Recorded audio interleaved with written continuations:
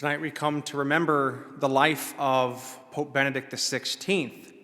I was blessed to be with many of my brother priests and the Archbishop and many of the deacons of the Archdiocese on Monday evening as we celebrated a memorial Mass at Our Lady of Perpetual Help Cathedral in Oklahoma City.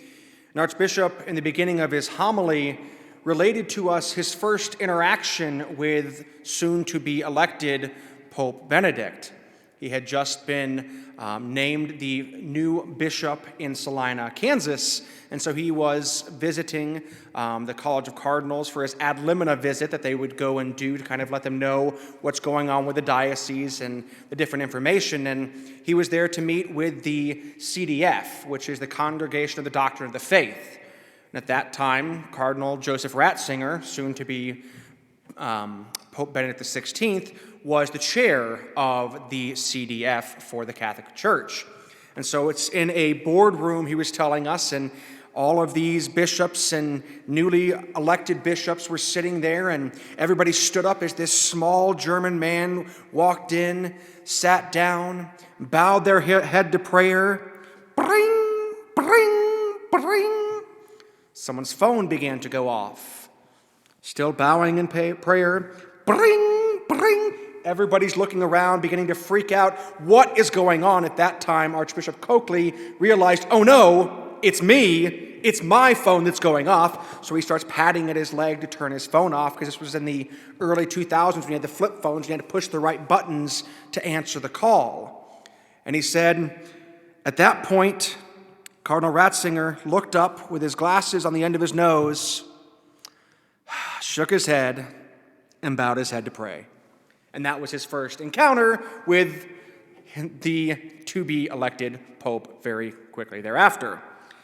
And he told that story to tell in the midst of today's gospel. The readings that we used this evening were the same readings that were used at the memorial Mass on Monday at the cathedral.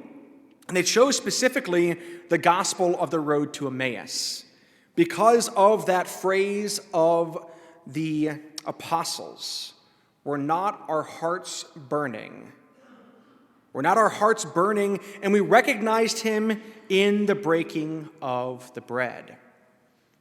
For those that don't know much about the longevity and history theologically of Pope Benedict, he's one of the greatest theological minds that we'll probably ever know of in our time. This last week I've been listening to the first part of a two-part biography on his life, and it's just fascinating seeing the world that he grew up in. His parents met in the most typically 21st century way in the early 20th century. His father, not married yet, was looking for a wife. And so what did he do? He found the local Catholic ads and put in an ad looking for his future wife. And he found her. And 3 children later, at the age of 43, his mother Maria gave birth to Joseph Ratzinger.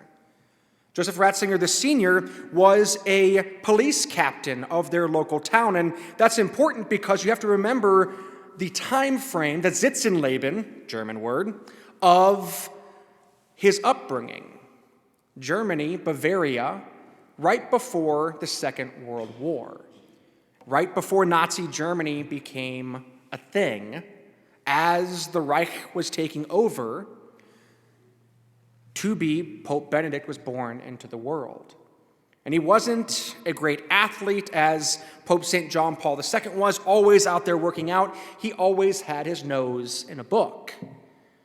I mean, if you've read any of the things that he has written, you can tell that he's a very, very, very knowledgeable and learned man, because it takes me about 4 months to understand 3 words that he said. But he always had his heart on his sleeve. He always wanted people to know of the love of God. So the first thing that he did after he became pope was release part of his memoirs where he was talking about the life of Christ. And he released the first 10 chapters in his first or second year of the papacy because, in his own words, he didn't know how much longer the Lord would give him. Little did he know that he would have 8 years as the pope and 9 years as Pope Emeritus.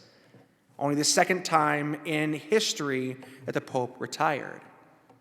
And when he retired, his joy came back. I was talking with some of my priest friends this week, and I can only imagine the pressure of being a pope. Being a pastor is hard, of 2 parishes. Being the bishop, I wouldn't wish it upon my worst enemy. Being a cardinal, being the pope, I couldn't imagine the worldwide pressure. To which one pope was said to pray every evening after he finished night prayer, "Lord, I've done what I can do. I'm going to bed. The church is now in your hands." Because we remember and we forget many times that these men that lead us in the faith are men. They're human. They're flawed. They have families. In fact, Pope Benedict had a brother and a sister, both older than him. His brother became a priest and his sister worked for the church as well. That their family, even despite the pressures of the world they grew up in, always sought to bring them to church, always sought to teach them the faith, always sought to pass on to them the love of God. And that's the message that Pope Benedict leaves us with in his life and in his death. In his short but very long 95 and a half years, he left us many opportunities to see where the Lord loves us, to see how the Lord loves us, and to see how we can love each other. Though he was short in stature, because he was even shorter than I am, it's always nice to have someone shorter than you in power, he was known as the German Shepherd because he was very frank with you. He didn't mince words, but he would let you know lovingly, you are incorrect. In fact, there's another story that Father Hamilton, one of the priests in our diocese, tells. He was actually ordained as a deacon by, at that time, Cardinal Joseph Ratzinger. And you would always have a cardinal or a bishop at the seminary, because he was at the North American College in Rome, come to do the ordinations. And one of the parts of the ordination for a deacon and for a priest is for the presider to ask whoever the director of formation is, do you find them to be worthy? Do you and the educators and the diocese, do you find them to be worthy to be able to be ordained as a deacon? He said he had just gotten done watching Indiana Jones, and so soon-to-be Pope Benedict comes with this thick German accent and says, excuse my accent, it's horrible, do you find them to be worthy? And all he could think of was, he's the bad guy from that movie. And then he laid his hands on him and ordained him as a deacon. But many times we have those fun stories about those in leadership in our lives that help to bring us and recognize their humanity in the midst of the great authority that they've been given. And so today, as we come together as brothers and sisters in the faith, may we lift up in prayer the repose of the soul of Pope Benedict XVI, and pray also for his successor, Pope Francis. That we may pray for unity in the church. We may pray that we all come together, marked with a sign of faith, to embrace the love of God, to turn away from sin, and to truly love as Christ seeks for each and every one of us to love each other. May he truly rest in peace.